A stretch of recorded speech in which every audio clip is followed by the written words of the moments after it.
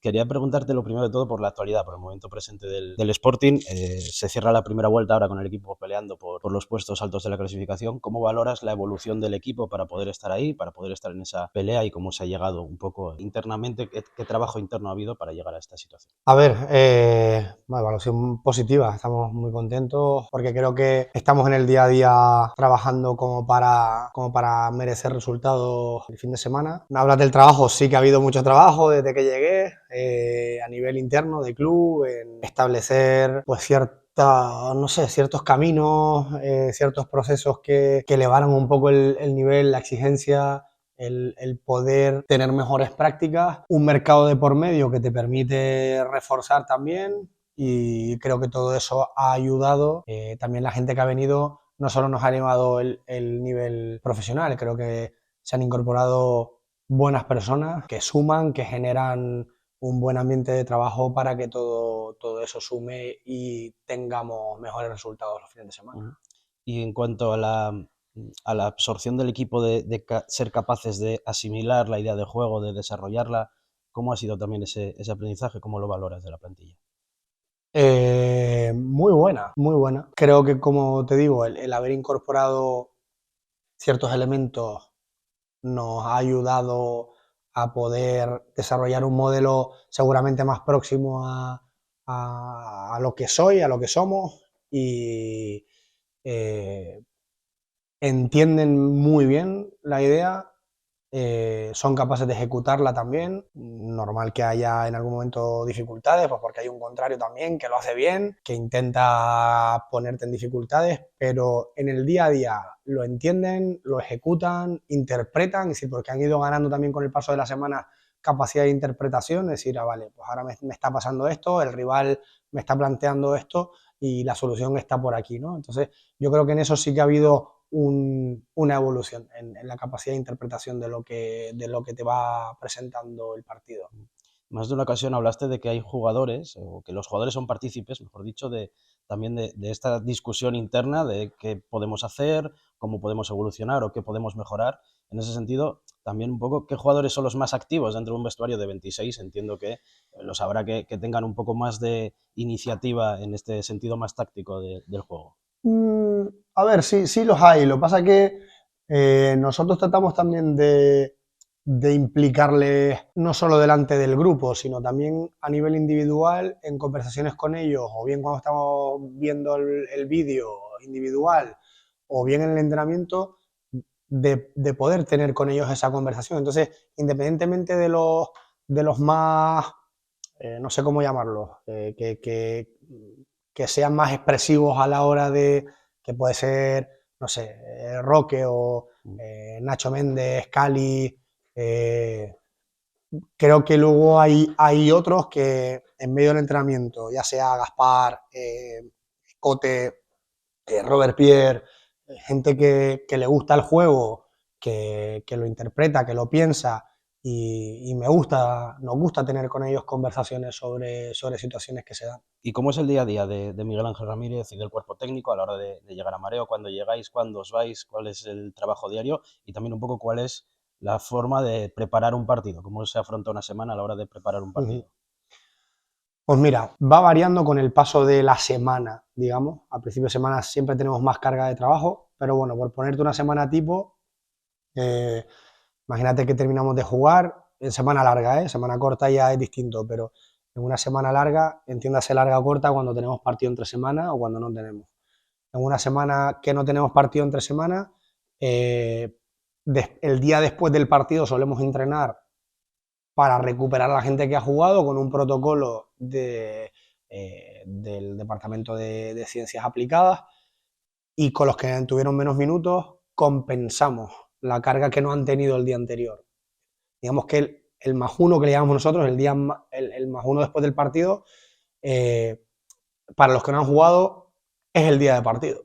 Es decir, es el día en el que tienen esa carga de trabajo y tenemos que compensarla para que la diferencia no vaya siendo muy grande entre unos y otros, ¿no?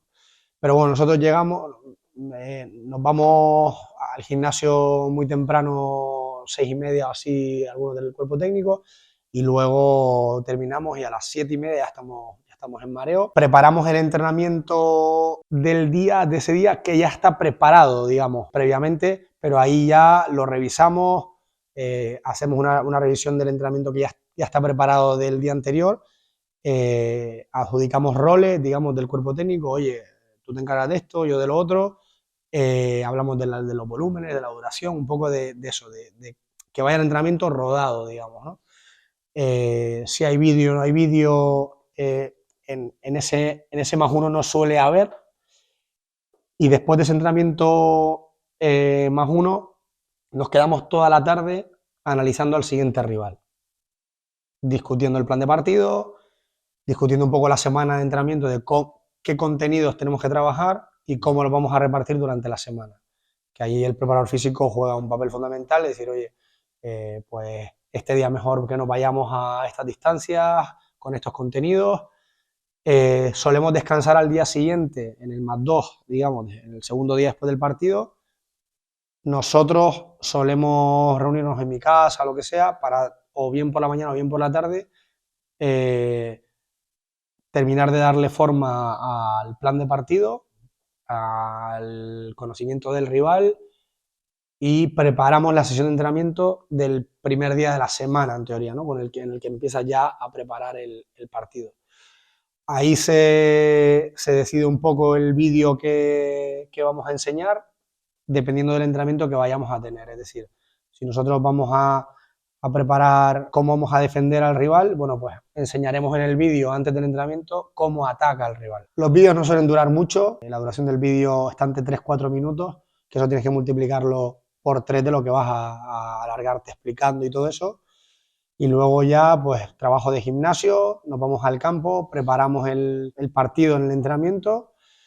Luego solemos tener un tiempo, después del almuerzo de ellos, de vídeos individuales, en el que nos solemos repartir a lo mejor mitad y mitad, ese primer día de la semana y el segundo, del partido anterior.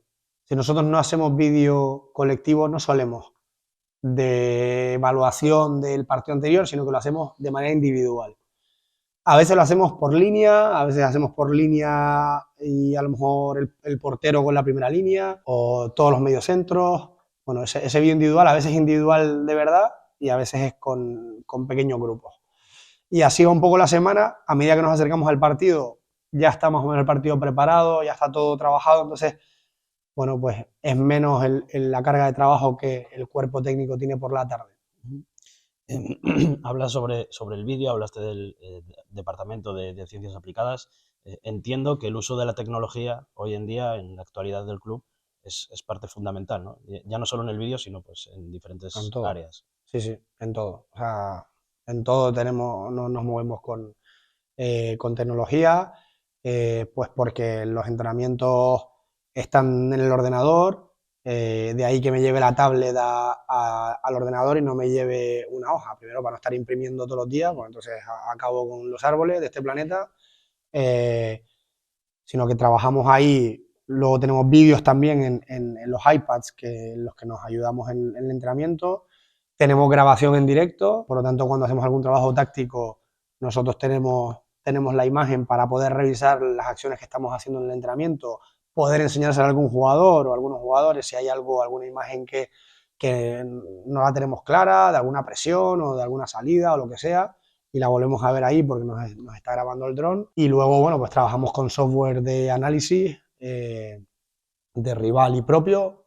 Luego tenemos la herramienta de Media Coach, que es poderosísima, con la que trabajan los clubes de la liga, en el que tenemos muchísimos parámetros técnicos, tácticos, físicos, para analizar al rival, para analizarnos a nosotros. O sea, todo es tecnología actualmente en el fútbol. Es decir, todas las herramientas que utilizamos son nuevas tecnologías. Lo entiendo como parte de ese proceso de profesionalización, entre comillas. O sea, era un club profesional, pero sí que había áreas en las que había que mejorar y avanzar. Otra, por ejemplo, es la de la nutrición, que no sé a día de hoy, para que nos puedas explicar mejor a los aficionados, cómo funciona, cómo se controla la nutrición de los futbolistas, que va un poco en esa línea que decía Javi Fuego hace un par de años o 3 años, que había que ser un profesional 24 horas al día en un club como el Sporting. A ver, y no es que a nivel tecnológico hayamos inventado nada nosotros. Es decir, es que en el fútbol actual todos los clubes de élite trabajan con esos medios. ¿El hacerlo te va a hacer ganar partidos? No, ¿vale? Pero el no hacerlo te está alejando de los medios con los que se mueven los clubes de élite actualmente. Entonces, son medios que estás dejando de utilizar y que seguramente vas en desventaja con respecto a otros que sí los utilizan. Y con respecto a la nutrición, en el tiempo en el que llevamos nosotros hemos tenido 3 diferentes, eh, pero bueno, en la actualidad Silvia, en coordinación con el Departamento de Ciencias Aplicadas, realiza un seguimiento individual de cada uno, si nosotros tenemos mediciones periódicas de índice de grasa corporal, se pesan todos los días y Silvia está pendiente de cada jugador en el preentrenamiento, o sea, en el desayuno, a la llegada, siempre está presente en la cafetería en el momento de las comidas para orientar. A nivel individual, como te digo, cada uno tiene su plan, porque hay algunos que a lo mejor necesitan algo más que otros. Eh, y la plantilla ha respondido muy bien a esas evaluaciones que se hacen, esas mediciones que se hacen de manera periódica, porque han ido mejorando muchísimo desde que yo llegué en enero hasta ahora. Y ahora está todo el mundo perfecto. Hay un régimen interno también de multas si eso no se cumple, porque entendemos que eso, el cuerpo es la herramienta de trabajo y si la herramienta de trabajo no está preparada, no está para las demandas del fútbol de élite, no puedes competir, ¿no? Y tienen, bueno, pues su soporte en el pre y en el post entrenamiento, en el que hay, pues, batidos, hay suplementos que cada uno toma, también atendiendo necesidades individuales, ¿no? Entonces, como que hay un trabajo detrás que parece que esto es... No, no, si es que el deporte de élite tiene unas demandas muy altas y hay que cuidar esos pequeños detalles que pueden marcar la diferencia, ¿no? Ujú. Y otro de esos detalles seguramente sea el análisis del rival que hablábamos antes, el análisis en vídeo. Siempre has sido muy proclive a adaptar muchas cosas de tu juego siempre en base a las virtudes y carencias que pueda tener el rival, esas características. Hay quienes consideran que puede ser una debilidad porque creen que debería enfocarse uno más en el propio juego, en el propio equipo, y hay quienes consideran precisamente que es lo contrario, que es una virtud, ser capaz de cambiar algunos detalles de tu plan de partido cada semana y ser capaz de ejecutarlo bien. Tú entiendo cuál es tu filosofía en ese sentido, porque ya lo has hablado más de una vez, pero un poco razonar también por qué consideras que seguramente sea más una fortaleza, ¿no? El poder adaptarte cada semana. A ver, es que yo me puedo... De hecho, nosotros nos centramos en nuestro equipo, pero mi equipo no juega solo. Mi equipo tiene un rival enfrente. No es lo mismo que el rival me presione en la primera línea con uno, que con dos, que con tres. Entonces, sí, sí, yo me puedo centrar en mi equipo, pero yo no puedo hacer lo mismo si me presiona uno, si me presionan dos o si me presionan tres. Por lo tanto, no es que sea una opinión, es que es una obviedad. Es que no se sostiene por ningún lado que digamos, no, yo solo me centro entonces que salgo al campo y ¿qué hago? Si no sé lo que me va a hacer el rival. Entonces yo necesito saber qué me va a hacer el rival para saber solucionarlo. Es decir, me presionan con uno. Bueno, pues en esta salida, ¿cuántos necesito para poder eliminar a ese uno? O para poder eliminar a esos dos o a esos tres. Y me viene a presionar o me espera en bloque bajo. En momentos sin balón, ¿cómo es su comportamiento? ¿Son extremos por fuera? ¿Son extremos por dentro? ¿Juegan con dos puntas? ¿Juegan con un punta? Eso tengo que tenerlo en cuenta para poder minimizar lo que me pueda hacer el rival y para poder potenciar, en eso estoy de acuerdo, lo que somos. Es decir, yo me centro en los míos, obviamente, solo faltaría. Yo trato de ver qué suele hacer el rival, defendiendo y atacando, cómo transita, ¿no? El último partido, ¿no? Oye, el Leganés transita muy, muy bien. Bueno, ¿qué necesitamos entonces? ¿Qué tipo de jugador necesitamos? ¿Qué tipo de estructura necesitamos cuando estemos atacando para que en el momento en el que la perdamos no me transiten lo bien que lo hacen? Ahí tendré que tener en cuenta las potencialidades del rival para yo poder minimizarlas, tío. Uh-huh. Y la temporada pasada llegaste a utilizar, más o menos lo voy contando, una media docena de de sistemas en esa media temporada que tuviste el año pasado, y esta apenas está habiendo un par de sistemas, igual algún cambio puntual como ante Villarreal B o el Real Oviedo, pero generalmente estás utilizando dos sistemas que además son muy similares. ¿Por qué esa diferencia del Ramírez de la temporada pasada a esta? ¿Es quizás un síntoma del aprendizaje de lo que la competición te iba diciendo que tenías que hacer? ¿O quizás hay uno que es más fiel a tu idea como entrenador? No, aquí Ramírez no, el fútbol es de los futbolistas y se trata de jugadores. Y ahora tengo jugadores con los que puedo hacer unas cosas que a lo mejor no podía la temporada pasada, y la temporada pasada tocaban otras cosas para poder competir mejor con lo que teníamos, y ahora entendemos que con lo que tenemos podemos competir mejor con lo que estamos haciendo, y va por ahí. O sea, yo tengo que intentar, por supuesto que habrá cosas que me gusten más o menos, pero mi prioridad es ayudar a mi equipo a que compita mejor. Y ahora, con estas estructuras que estamos teniendo, estamos compitiendo bien. Las veces que las hemos cambiado es porque entendíamos que podíamos ser mejores, eh, tanto en defensa como en ataque. Algunas han salido bien, otras regular, otras mal, pues porque esto es así.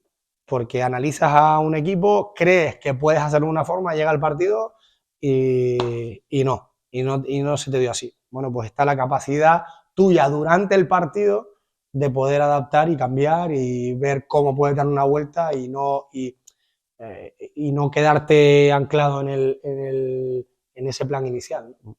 Me interesa mucho ese tema de los perfiles, porque a tu llegada el año pasado hubo mucho debate sobre si los perfiles de la plantilla eran adecuados o si se adecuaban más a poder desarrollar quizás un juego de posición como el que habías hecho en etapas anteriores, sobre todo Independiente del Valle.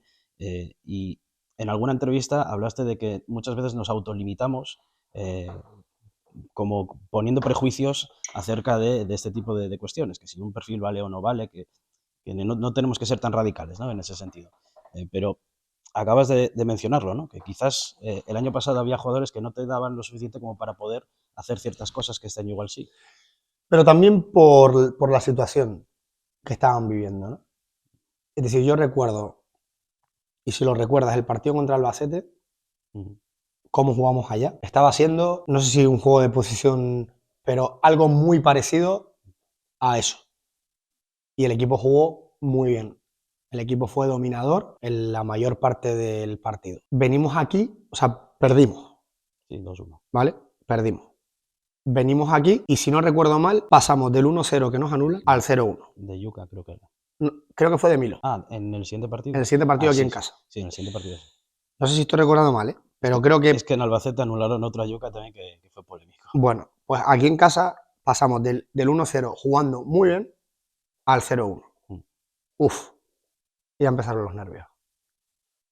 Entonces, ya no solo es una cuestión de perfiles, sino también de emociones y de gestión de emociones y de qué eres capaz de hacer con una emoción o con otra.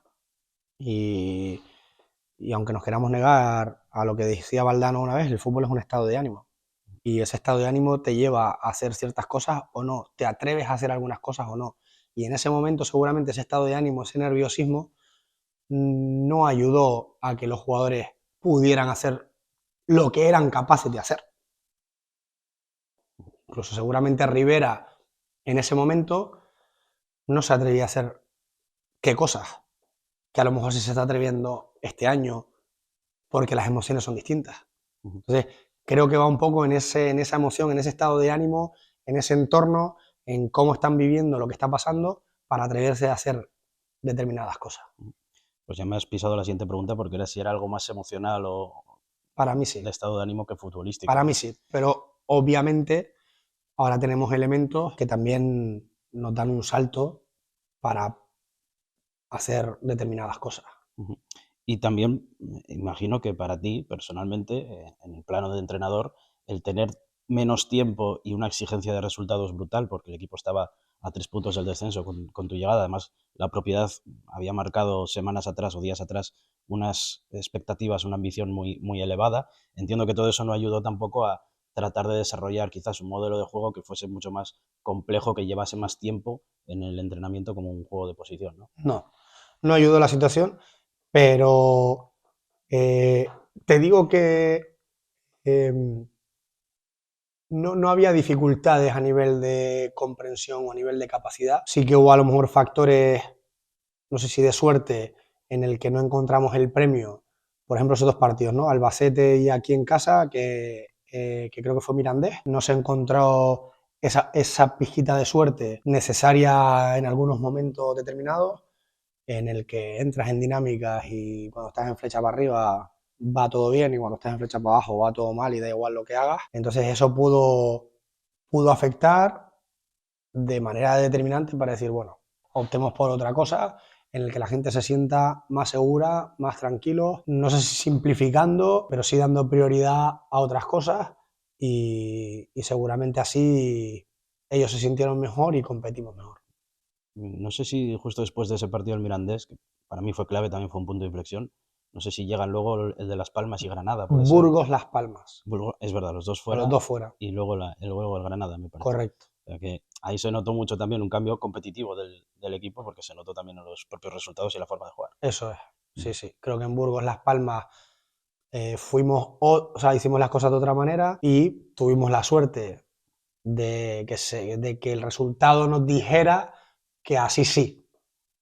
Bueno, pues oye, si esto nos da esa confianza para poder competir mejor, listo, vayamos por aquí. Mm. Y en cuanto a tu idea de juego, siempre hablas como referente de Roberto Lave, de aquella etapa en Qatar, pero bueno, me imagino que también tendrás otros referentes como entrenadores, sobre todo en tus inicios, en aquellos en los que te hayas fijado, de los que hayas también tenido cerca y aprendido un poco más, aparte de Roberto, quienes están un poco ahí en tu... No, yo creo que siempre, y al que le gusta este tipo de juego, Guardiola seguramente haya sido eh, un ejemplo para todos eh, bueno, pues porque su Barça, yo no soy del Barça, pero me veía todos los partidos del Barça porque era un juego que me gustaba ver. Pero al igual que me los vi de Van Gaal en su momento. Y luego, si algo aprendí en Qatar también fue a entender el juego y a dominar diferentes aspectos del juego. Entonces me hizo también despertar interés por otros entrenadores y aprender pues igualmente de Andoni Iraola o de Unai Emery, que a priori no tienen nada que ver con Guardiola, pero sí que podía ayudarme a complementar, digamos, y a dominar mejor otras fases del juego y ser mucho más completo. Llega de Servi un poquito más tarde en el Sassuolo, me acuerdo, que no es el de Servi de ahora, ¿eh? El de Servi de Sassuolo no se atrevía a hacer cosas con su portero y les prohibía a sus centrales jugar con el portero. Me acuerdo porque Francesco Farioli, el actual entrenador del Nice, fue mi entrenador de porteros, era el entrenador de porteros de Servi y me lo decía, no, tienen prohibido jugar con el portero. Claro, eso en un juego de posición en el que necesitas crear superioridad de la primera línea, no usar al portero, y no vayamos con fundamentalismos, pero era impensable. Ahora él se va al Brighton y el portero se convierte Un en libro. fundamental. Entonces, sí que fui viendo, al igual que, no sé, la Real de Imanol, he ido tratando de incorporar cosas que entendía que me podían hacer o podían ayudar a mi equipo a competir mejor. Ujú. Y también estás muy ligado, al menos en el plano emocional, a la figura del coach, en especial de Imanol Ibarrondo, que colabora además con el club. En ese sentido, ¿cómo ha influido en ti también a la hora de, pues, seguramente, gestionar grupos, gestionar emociones, liderar Uh -huh. también? Todas estas cuestiones, ¿cómo ha influido Imanol también en esto? Bueno, ha sido fundamental. Yo me acuerdo, no sé si tenía 25 o así, en el que sale una convocatoria por parte de él y de la empresa que él tenía de coaching en Las Rosas, en Madrid, en la Federación Española.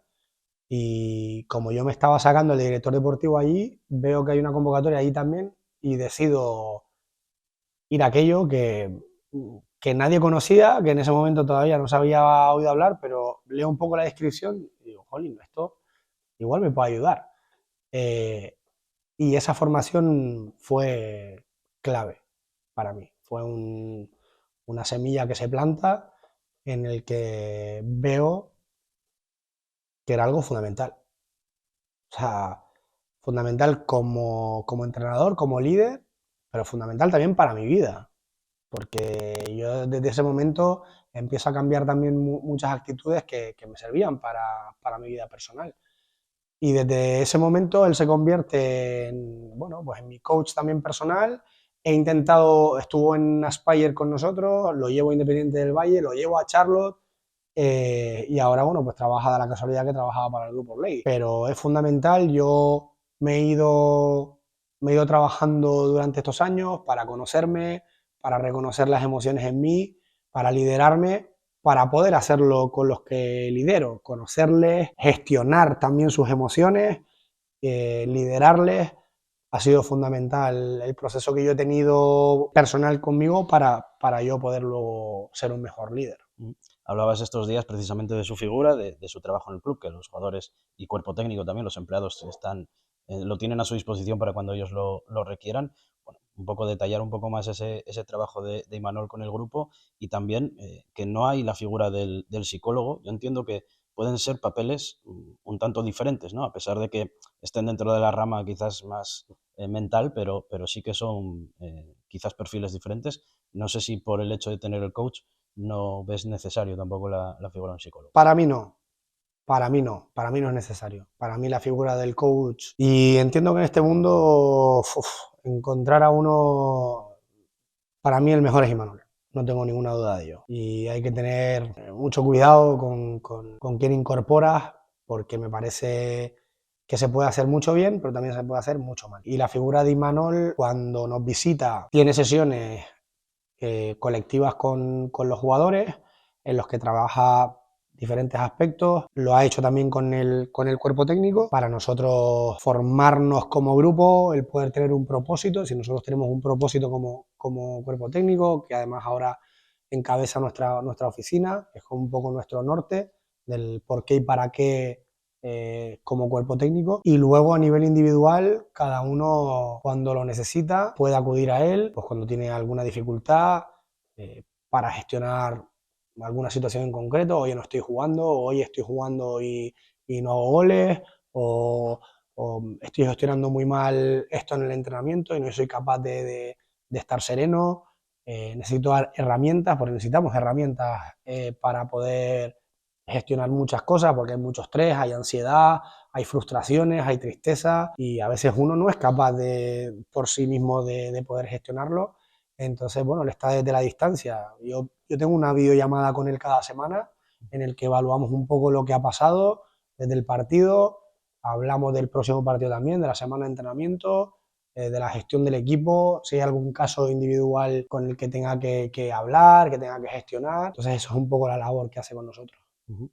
Hablamos de Imanol Ibarrondo, hablamos de bueno, Alguacil, hemos hablado, has mencionado también a Iraola, a Unai Emery, Mucho vasco. está Mikel Arteta, en tu trayectoria incluso está Mikel Antía también. ¿Qué tiene la escuela vasca hoy en día? Xavi Alonso, que está de moda ahora. Pues ellos se ríen de mí porque dicen que soy medio vasco. Sí. La verdad, el fútbol me ha regalado. No me gusta etiquetar, pero sí que el vasco tiene algo en el que al principio puede parecer frío, distante, pero es honesto y es el que perdura con el tiempo. Y tengo muy buenos amigos vascos, me parecen en general esos que conozco muy currelas, muy currantes, eh, personas honestas, eh, con las que me gusta trabajar, a veces demasiado frontales, y yo aprendí también a hacerlo. Yo soy canario y vengo de...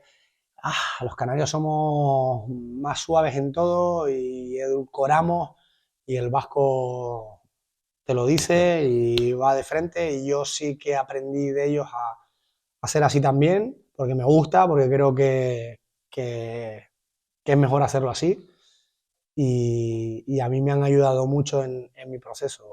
Robert, Mikel, ahora tengo a Indica también, aunque sea vasco del sur, pero Cuenta no igual. sé, para mí tienen mucho talento y tienen una gran capacidad de trabajo. Ujú.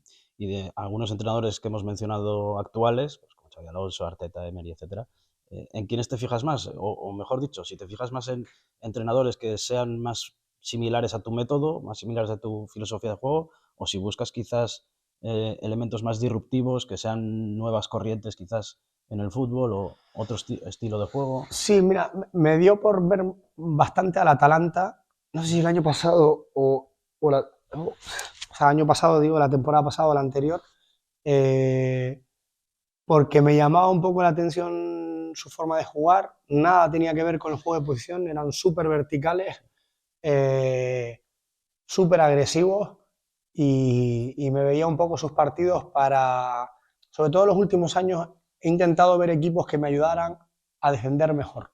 Es decir, yo de mi etapa de Independiente del Valle salí obsesionado con que mis equipos necesitaban defender mejor. Y tuve un momento ahí en el que empecé a ver equipos para que me dieran un poco de luz en cómo defender mejor. Seguramente ahora la Real Sociedad de Imanol sea la de esta temporada, pero sobre todo la de la temporada pasada. De un ejemplo de equipo con mucha pierna, que va hacia adelante, que presiona hacia adelante, que recupera mucho en campo contrario. Era el equipo, no sé ahora, con más faltas en campo contrario. Sinceramente, no sé, creo que era un equipo del que aprendí, ¿no? Para saber cómo defender sobre todo.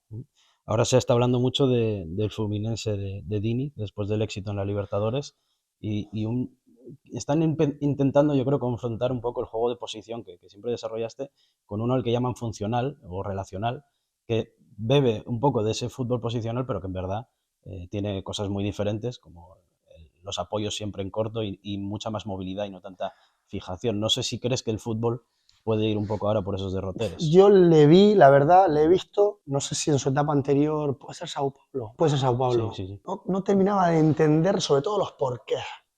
Porque al final, yo no solo, a mí no me interesa solo el qué haces, sino el por qué lo haces, ¿no?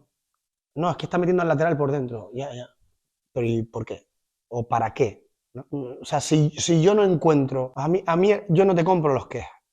Yo necesito saber por qué haces eso y en qué repercute. Si realmente hay un beneficio en eso que estás haciendo, o simplemente lo haces porque bueno, se puso de moda los laterales por dentro y nos vamos a meter todos laterales por dentro para... Ya, pero es que eso no te está ayudando a tener una buena estructura de juego por fuera de la primera línea o en caso de pérdida, cómo te estructuras para la pérdida, no sé. O sea, yo sí que he visto ciertas cosas que se han puesto de moda y no sé qué, pero que no termino de encontrarle utilidad. Ujú. Bueno, interesante, ¿no? Es que está siendo objeto de debate generalmente en el ámbito futbolero, o sea que es Mm. interesante también conocer esto. Y ahora te quería preguntar por el rival que consideras que más te ha hecho sufrir en el Sporting, estando en el Sporting, sobre todo quizás en el desarrollo del partido, a través de los ajustes tácticos que te vuelvas para atrás y le digas a Lucho, a, eh, ¿qué hacemos? Que nos están... Estoy tratando de pensar, porque esta temporada, lo que pasa es que ahora son tantos partidos, no recuerdo el rival, Siempre hay alguno que se vive con especial intensidad por estas cosas. pero no recuerdo ahora, no recuerdo qué rival era, son tantos partidos en la cabeza, pero sí que nos cambiaba la presión, claro, y tenías que ir ajustando también la forma de atacar, porque te cambiaban la forma de presionar y te tocaba durante el partido ir encontrando soluciones. Luego, bueno, Beca con el Elche lo teníamos estudiado y sabíamos un poco lo que nos podían hacer y lo resolvimos bien. Es decir, yo creo que luego los planes de partido ha salido un poco lo que esperábamos, lo que habíamos ensayado. Puedes estar más o menos preciso, Ujú. pero sí que capaz del Levante esperábamos que nos sometieran más porque era lo que venían haciendo y sí que no fueron capaces, pero luego nos decían, jolín, es que mira que les teníamos estudiados y tal, pero no encontrábamos la forma de, porque si nos hacían una cosa, nosotros hacíamos otra, y si nos venían, jugábamos a última línea, si no nos venían, ya teníamos para jugar por dentro, entonces sí que éramos capaces de tener varios registros. Pero la suerte de tener la imagen en directo en el banquillo te permite tomar decisiones durante el partido y que independientemente de lo que hayas preparado, que tengas la capacidad de maniobrar y que tus jugadores tengan la capacidad de interpretar directrices nuevas, ¿no? O plan de un partido distinto. Ahora quiero cambiar un poco de tercio, enfocarlo un poco a la cantera, que es algo siempre importante en el Sporting. Tú tienes una vocación pues, formativa y una larga trayectoria, sobre todo en los inicios en fútbol de cantera. En ese sentido, ¿cómo te encuentras la cantera en Mareo? ¿Cómo ves el trabajo que se está haciendo aquí a tu llegada? Y ya te hemos visto en varios partidos de diferentes equipos, de diferentes edades. Más o menos, ¿a cuántos tienes un poco controlados? Y dentro de lo que el calendario te permite, más o menos, ¿cuántos partidos de la cantera puedes llegar a verte cuando tienes más tiempo? Es que me gusta demasiado. Y como nunca quise nunca quise ser entrenador de élite, o entrenador profesional, trato de volver a lo que soy. No sé si es una terapia, pero yo necesito de vez en cuando salir del mundo profesional e irme a lo que seguramente sea mi vocación, que sea más el fútbol base, la educación.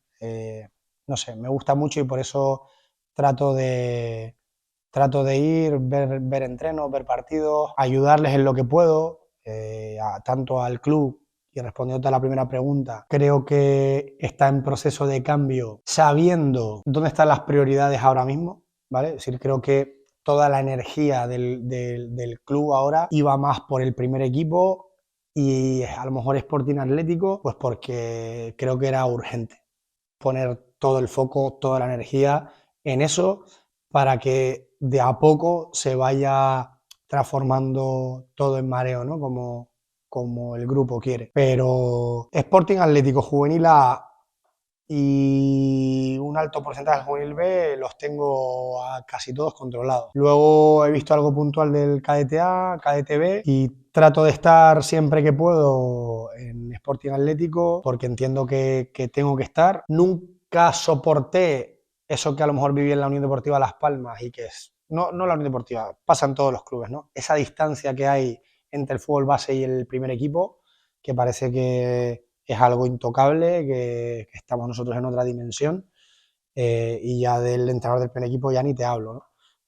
Yo soy totalmente distinto porque vengo del fútbol base, porque me encanta el fútbol base, porque tengo vocación de trabajar ahí y, y me siento parte. Entonces trato de ayudar a Aitor, a Nacho, a todo el cuerpo técnico, lo mismo con Isma, trato de estar cerca y que se apoye en mí en todo lo que yo le puedo aportar, si le puedo aportar algo. Y a nivel de jugadores, pues intento no callarme, es que intento ayudarles y los veo como parte, son parte de mí, de mi equipo. Entonces, no sé, intento hablar con ellos, apretarles si les tengo que apretar, exigirles. Hablamos el otro día con un chaval del KDTV que acaba de firmar, que es su primer año aquí, que tiene un potencial muy grande, pero sus ritmos son desastrosos. Entonces, el míster me decía, jolín, le está costando esto, tal. Oye, pues si puedo ir ahí y no meterle dos hostias, pero apretarle Espabilar y un poco. decirle, oye, vamos, que esto tal, y que a él le sirva de impulso, pues me lo está diciendo el míster del primer equipo, hostia, pues si tengo ese poder, entre comillas, sentir la responsabilidad de, oye, ayudar a la cantera, ayudar a los entrenadores en todo lo que se pueda, lo voy a hacer porque es algo que me gusta, digamos, que lo vivo con mucha intensidad. ¿Y qué aspectos crees que tiene mayor margen de mejora quizás en el trabajo de cantera aquí en Mareo? Siempre hay algo que se puede hacer. Hay un hándicap grande que es el tema del scouting. Es decir, Asturias es la que es y el número de chicos que practican fútbol ha descendido como en todos lados, Mm. ¿vale? Pero sí que es a nivel de número de licencias está muy reducido. Entonces, eso por un lado. Luego, la competición es también muy reducida, ¿vale? Es lo mismo que pasa en Canarias. Es una competición que no lleva al jugador a otro nivel. Entonces, hay un hándicap muy grande en la capacidad de elección, porque el número de fichas es pequeña, no es muy grande, y porque la competición, como ya Roberto es endogámica. Es decir, es solo aquí. Ahí hay una dificultad grande para poder captar, que para mí es el primer y clave momento del proceso. Luego, creo que hay que hacer un trabajo que me consta que se está haciendo con los entrenadores para ayudarles a que sean mejores entrenadores. Porque si quieres tener buenos jugadores, necesitas buenos entrenadores. Y yo cuando llego a Independiente del Valle puse mucho tiempo y mucha energía en ayudar a los entrenadores a que fueran mejores. Con el modelo de juego, con el método de entrenamiento. Y creo que tienes que poner mucha energía en los entrenadores porque al final son los que van a tener el impacto en el jugador. El impacto del entrenador es fundamental. Entonces hay que ayudar mucho al entrenador para terminar de ayudar al jugador. Bueno, pues esta ha sido la charla con Miguel Ángel Ramírez, técnico del Sporting. Muchísimas gracias por atendernos y espero que podamos volver a hablar en un futuro, quizás, no sé si con una renovación sobre la mesa. Muchas gracias.